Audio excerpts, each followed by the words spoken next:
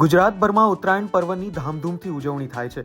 લોકો વહેલી સવારથી જ પતંગ અને ફિરકી લઈને ઘરના ધાબા ઉપર ચડી જતા હોય છે. સવાર પડતાની સાથે જ પતંગબાજીની મજા શરૂ થાય છે. લોકો આખો દિવસ પતંગ ઉડાવે છે. પરંતુ આણંદના બાકરોલ ગામમાં ઉત્તરાયણની પરંપરા થોડીક અલગ છે. અહીં ઉત્તરાયણનો ઉત્સવ રાત્રે ઉજવાય છે. લોકો રાતના સમય પતંગ અને ફિરકી લઈને ધાબા પર ચડે છે. સમગ્ર ગુજરાતમાં જ્યારે રાત્રે ઉત્તરાયણની ઉજવણી પૂરી થઈ જાય છે, ત્યારે બાકરોલમાં રાત્રે જ આ તહેવારની શરૂઆત થાય છે.